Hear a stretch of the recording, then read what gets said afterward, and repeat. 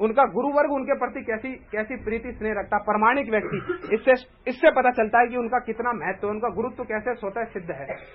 हमारे शिला भक्ति कुमुद संत गोस्वामी महाराज जी, उनके अगर आप पत्र जो वो गुरु जी उनको पत्र भेजते थे और वो गुरु जी को पत्र भेजते थे, उनके पत्रों में गुरु जी के विषय में उन्होंने जो शब्द कहे अगर आप लोग पढ़ें आप लोगों को पता चलेगा। स्पष्ट लिख रहे हैं, हम लोगों ने पत्रिका में प्रकाशित किए, वो लिख रहे हैं कि आप में आपके गुरु जी और प्रभुपाद जी ने विशेष शक्ति संचारित की है, इसीलिए आप जो है सारे भारत में और देश विदेशों में इस गौरवाणी का प्रचार कर रहे हैं। प्रभुपाद जी की कृपा से आप प्रभुपाद जी के मिशन को और आगे बढ़ाइए। ये उनका गुरु वर्ग लिख रहा है उनके लिए कि आपके भीतर आपके गुरुजी और प्रभुपाद जी की शक्ति संचरित हुई है। ये प्रामाणिक व्यक्ति उनके विषय में लिख रहे हैं। हमारे बता रहे थे ना प्रभु जी सुबह, हमारे शिला बावन गोस्वामी महाराज जी ने जब गुरुजी पहली बार विदेश से लौट कर आए, अपने शिष्यों को बोला जाओ फूल लेकर आओ और मठ को पूरा सजा दो।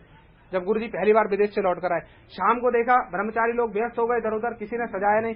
जब लेकर आए तो उन्होंने सारे ब्रह्मचारियों को बुला, डांटते हुए कहने लगे तुम अगर नहीं लेकर आओगे मैं स्वयं जा रहा हूं फूल लेने और स्वयं सजाऊंगा। ब्रह्मचारी लोग दौड़ कर गए, फूल लेकर आए और पूरे मंदिर को सजा दिया। गुरुजी की भजन कुटी को सजाया, बड़े गुरुजी की भजन कुटी को सजाया और नाट्य मंदिर में आकर देवानंद गौड़िया मठ के हमारे शिला बावन गोस्वामी महाराज ने हम उनको प्रीति से बड़े गुरुजी कहते हैं। हमारे बड़े गुरुजी ने आकर गुरुजी का क्या स्वागत किया, वो जो फोटो वो जो वीडियोस आप लोग देखो किस प्रकार हृदय एक दूसरे का मिलकर आलिंगन कर रहे हैं एक दूसरे का। जब पूज्यपाद त्रिविक्रम गोस्वामी महाराज जी से मिले, फोटो देखिए आप लोगों ने, हाथ में हाथ लेकर कैसे एक दूसरे का गाढ़ आलिंगन कर रहे हैं और कैसे कैसे शब्द पूज्यपाद बावन गोस्वामी महाराज जी ने गुरु जी के लिए लिखे, हे परोपकारी ने, हे केशवानुग, कैसे कैसे शब्द लिखे और उसकी कैसी कैसी व्याख्या की है। हे प्राच्य प्रतीच्य विजयी ने, मतलब भारत ही नहीं भारत के बाहर भी सारे देशों को विजय करने वाले गौरवाणी के द्वारा कैसे कैसे शब्द शिला बावन गोस्वामी महाराज जी ने। 15 वर्ष छोटे थे गुरुजी उनसे, 15 वर्ष बाद लगभग मठ में आए, किंतु कैसी गुरुजी की स्तुति कर रहे हैं। स्वयं गुरु जी की व्यास पूजा का, जो आज हम व्यास पूजा मना रहे हैं ना, ये भी इन महापुरुष की देन है। किसी को नहीं पता था हमारे गुरु जी की व्यास पूजा कब होती है।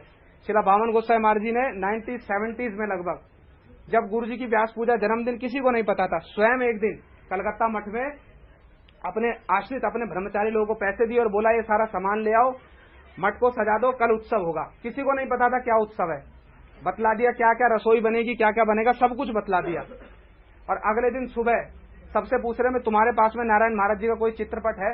तो ब्रह्मचारी लोग मंदिर में रहते थे, एक चित्रपट लाके दिया। स्वयं अपने हाथ से चित्रपट को सजाया, रसोई बनवाई, भंडारा किया, अर्चन पूजन किया और उसके बाद स्वयं हमारे गुरु जी का नाम लेकर जय ध्वनि दे रहे हैं।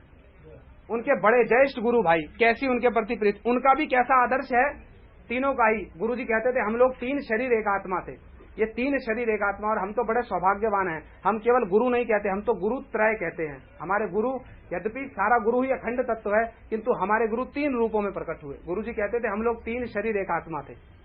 हमारे शिला त्रिविक्रम गोस्वामी महाराज जी गुरु जी से 4 वर्ष पहले मठ में आए और गुरु जी अपने मुख से कहते थे ये दोनों मेरे शिक्षा गुरु हैं। और मैंने क्या किया, गुरु जी कहते थे मैंने भिक्षा करना, प्रचार करना पूज्यपाद त्रिविक्रम महाराज जी से सीखा। गुरु जी उनको शिक्षा गुरु कहते थे।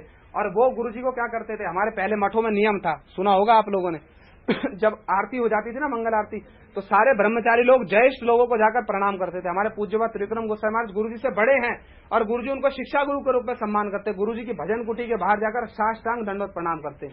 गुरु जी की भजन कुटी के बाहर आप लोगों ने देखा हुआ गेट है और गेट में छोटा सा वो है, सलाखें लगी और छोटा सा डोर है, उसमें खोलकर गुरु जी देखते थे कौन क्या कर रहा है।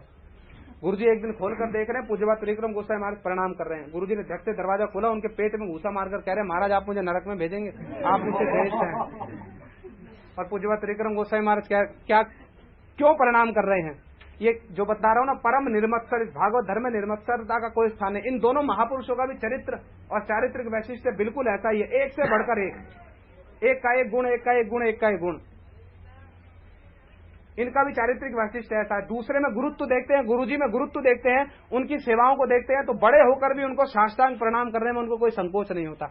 ये उनके बड़े गुरु भाई लोग कैसा उनके प्रति प्रीति रखते थे, कैसा उनके प्रति आदर्श रखते थे। शिला बावन गोस्वामी महाराज अपने अप्रकट होने से कुछ समय पहले सबको बोलकर गए, तुम लोग अगर नारायण महाराज के अनुगत्य में अगर तुम लोग हरि भजन करोगे तो मैं सुखी होऊंगा। और क्या बोलते थे, यदि कोई ब्रह्मचारी मथुरा से रुष्ट होकर चला जाए ना देवानंद गौड़िया मठ, उसको वापस भेजते थे कि एक तिल मात्र भी उनमें और मुझ में भेद मत करना, जैसे तुम्हारी मेरे प्रति भावना, मुझसे बढ़कर उनके प्रति भावना रखना, मैंने तुमको उनके चरणों में दे दिया है। और गुरु जी के चरणों में देखो, हमारे माधव महाराज, हमारे तीर्थ महाराज, वन महाराज, इस्कॉन के कितने सारे लोग हमारे गुरु जी के चरणों में आए। इससे बड़ा प्रमाण कोई नहीं हो सकता। शिला प्रभुपाद कहते थे ना, सदगुरु शिष्य नहीं बनाते, सदगुरु गुरु बनाते हैं। हमारे गुरु जी ने देखो कितने सारे गुरु बनाकर चले गए। इससे बड़ा कोई प्रमाण होगा? इस्कॉन के शिला स्वामी महाराज जी के कितने सारे आश्रित लोग आए, उनको हरि भजन में लगाया, इस योग्य बनाया, संन्यास दिया, और आज वो सारे देश विदेशों में प्रचार कर रहे हैं। हमारे माधव महाराज, तीर्थ महाराज, वन महाराज, श्रीधर महाराज, परिव्राजक महाराज, कितने सबने जिसने भी गुरु जी के चरणों का आश्रय लिया और जो गुरु जी के निकट में रहा, गुरु जी उसको सोना बनाकर चले गए। सारे देश विदेश में आज ये लोग प्रचार कर रहे हैं, गुरु बन गए। गुरु जी ने शिष्य नहीं बनाए, गुरु जी ने गुरु बनाए। शिला प्रभुपाद जी कहते हैं ना, सदगुरु कभी शिष्य नहीं बनाते, सदगुरु गुरु बनाते हैं। कितना जाज्वल्यमान उदाहरण है। एक नहीं, सैकड़ों लोगों को देख लो। हमारे जैसा व्यक्ति भी आज बैठकर जो 2-4 शब्द कहने का साहस कर रहा है, ये भी तो इन्हीं महापुरुष की कृपा है।